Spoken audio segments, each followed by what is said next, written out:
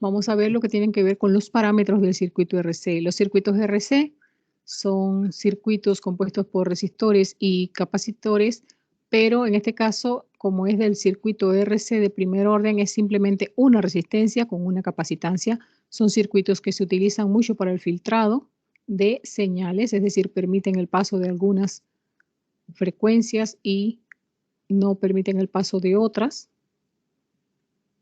Entonces, el primer de los parámetros es el parámetro de constante de tiempo RC.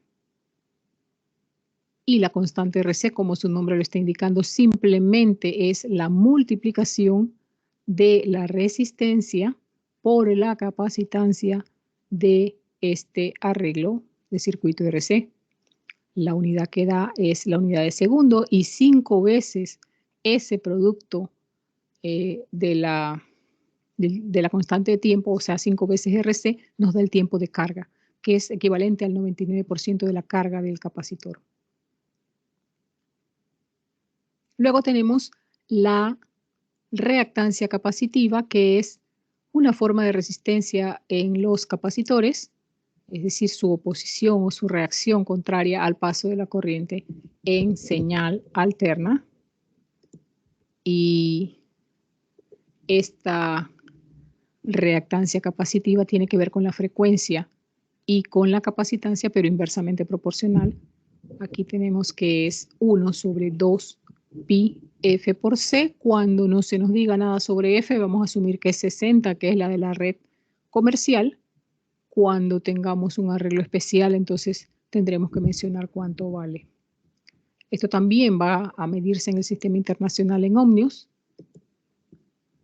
Y cuando unamos el valor de la resistencia, es decir, los elementos pasivos, con el elemento capacitivo que lo da la reactancia, hablaremos de impedancia. Impedancia entonces es el total de oposición al paso de la corriente en los circuitos RC. En otros circuitos tendremos otros elementos de reactancia. Y luego phi, que es la fase, que es el ángulo, le decimos de fase, pero es en realidad de retraso de la señal capacitiva con respecto a la reactiva, a la resistiva, perdón. La señal capacitiva va por detrás de la señal resistiva porque estaba en directo y esta tiene que esperar la carga o descarga del capacitor y por eso hay una diferencia en la llegada de ambas señales. Eso se mide con un fasor. Es como si fuese un vector, pero simplemente menciona el retraso de señal que hay. No es una dirección. Tenemos que estar claros que no es una dirección. Lógicamente, los que tenemos calculadoras ya un poquito más modernas, podemos trabajar con pol, donde Z, la impedancia, sería la primera componente en polar y la fase sería la segunda componente. Teniendo esto en cuenta, bueno, vamos a aplicarle los valores del problema o del ejercicio 4.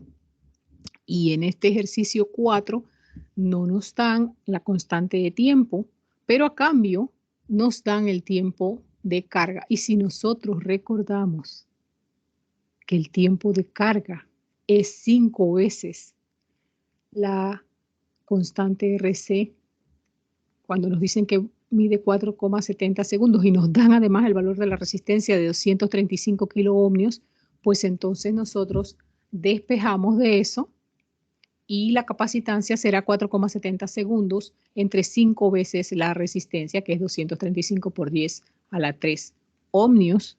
De esta manera despejamos en primer término la capacitancia y nos queda siendo 4 por 10 a la menos 6 faradios, es decir, 4 microfaradios.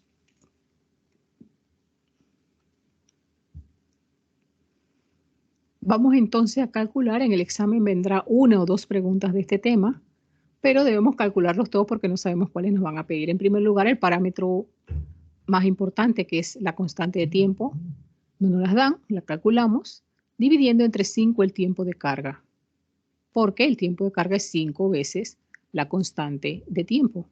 Así que al dividirlo entre 5 nos da 0,94 segundos que va a ser la constante de tiempo RC. Luego tenemos que hablar de lo que es la impedancia y la fase.